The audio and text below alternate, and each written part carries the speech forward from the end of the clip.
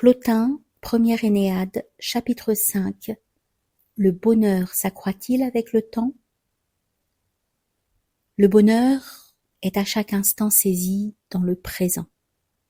Le souvenir du bonheur ne fait rien au bonheur. Le bonheur n'est pas une chose qui se développe comme un discours, mais un état. Or un état existe entièrement dans le présent.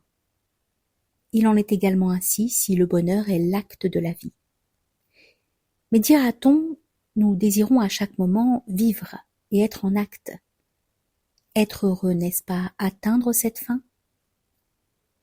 Il en résulterait en premier lieu que le bonheur de demain serait plus grand que celui d'aujourd'hui, et le bonheur qui suit que celui qui précède. La vertu ne serait plus la mesure du bonheur. De plus, les dieux seraient plus heureux au moment actuel qu'au moment précédent. Ils n'auraient pas encore le bonheur parfait et ne l'auraient jamais. De plus, le désir n'atteint son but qu'en atteignant le présent, et encore et toujours le présent. Il demande à posséder le bonheur à chaque instant présent jusqu'au bout. Désirer vivre, c'est chercher à être. C'est donc désirer une chose présente, puisqu'il n'y a d'être que dans le présent. Mais on veut des choses futures et à venir. Ce qu'on veut, c'est ce qu'on possède et ce qu'on est, et non ce qui est passé ou futur. On veut être ce que l'on est déjà. On ne cherche pas à l'être pour tout l'avenir, mais on veut que l'état actuellement présent soit actuellement présent. Quoi donc? Être heureux pendant plus longtemps, cela ne revient-il pas à regarder un objet pendant plus de temps? Or, si avec le temps on le voit plus exactement, le temps ajoute quelque chose d'effectif, oui, mais si on le voit de la même manière pendant tout le temps, on n'a rien de plus que si on le voit une seule fois. Mais dans un long bonheur, le plaisir dure plus longtemps. Il ne faut pas tenir compte du plaisir dans le bonheur. Ou si l'on définit le plaisir, un acte qui n'est pas entravé, le plaisir est alors identique au bonheur dont il était question.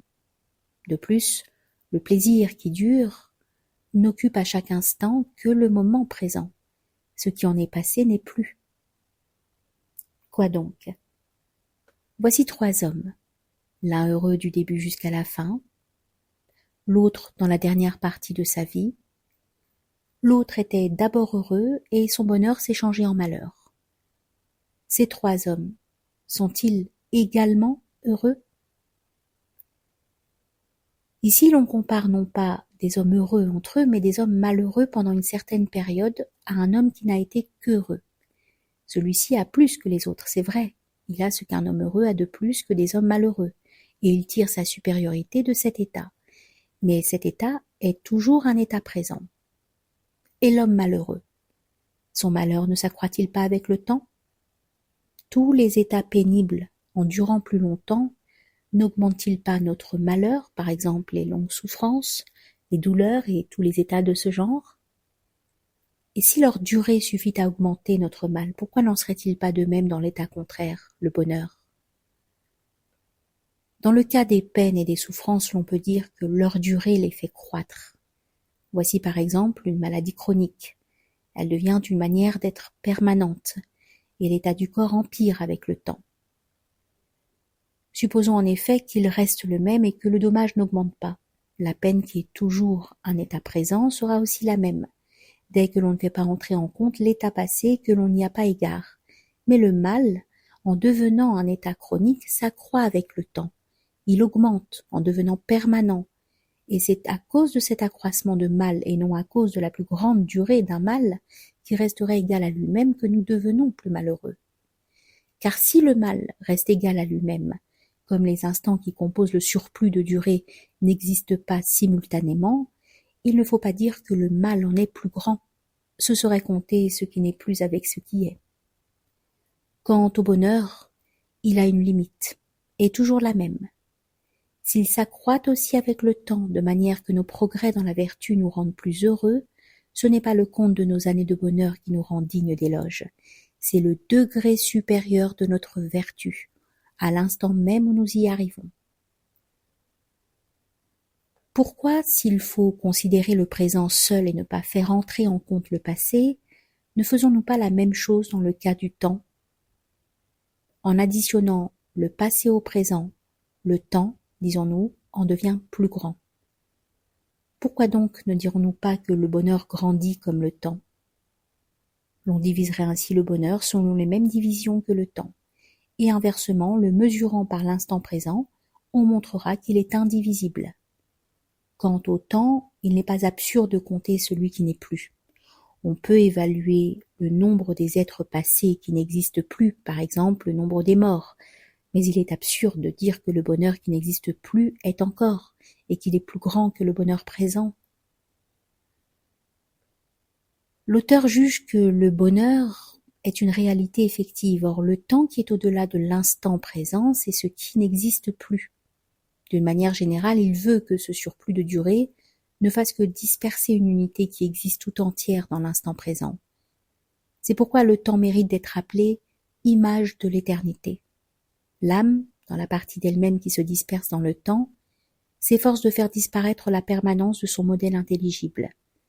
Déchue de l'éternité, retranchant la partie d'elle-même qui reste dans le monde intelligible, ne dépendant plus que d'elle seule, elle perd toute permanence.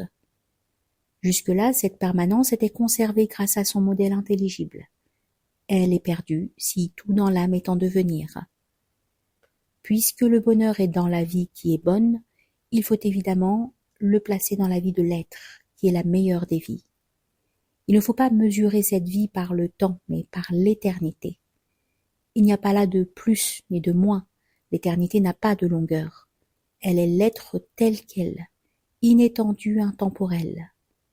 Il ne faut pas joindre l'être au non-être, le temps à l'éternité, les choses éternelles aux choses temporelles. Il ne faut pas étendre l'inétendu. Il faut le prendre dans son ensemble. Le prendre ainsi, c'est prendre non pas un instant indivisible dans le temps, mais la vie éternelle. Non pas la vie composée de nombreuses périodes de temps, mais celle qui les contient toutes à la fois. Le souvenir des choses passées persistant dans le présent est, dit-on, un avantage pour celui qui est resté plus longtemps heureux. Que veut dire ce mot, souvenir? Est-ce le souvenir de la sagesse acquise antérieurement? On peut dire qu'il en est plus sage, mais on ne reste pas dans la question. Est-ce le souvenir du plaisir? L'homme heureux a-t-il donc besoin d'un excès de joie et ne se contente-t-il pas de la joie présente? Et en quoi le souvenir du plaisir est-il agréable? Qu'y a-t-il d'agréable à se rappeler que hier on a pris plaisir à bien dîner? Et au bout de 10 ans ne serait-ce pas encore plus ridicule? Qu'y a-t-il d'agréable à me rappeler que j'étais un sage l'an passé? Mais s'il s'agit de souvenirs des actions honnêtes, n'est-ce pas dire quelque chose? Voici un homme à qui l'honnêteté fait défaut pour l'instant. Ne la possédant pas actuellement, il cherche à se rappeler son honnêteté passée. Mais le temps met au jour bien de belles actions qu'ignore celui qui est heureux peu de temps, si l'on doit même appeler tout à fait heureux celui dont le bonheur ne se traduit pas par un grand nombre de belles actions.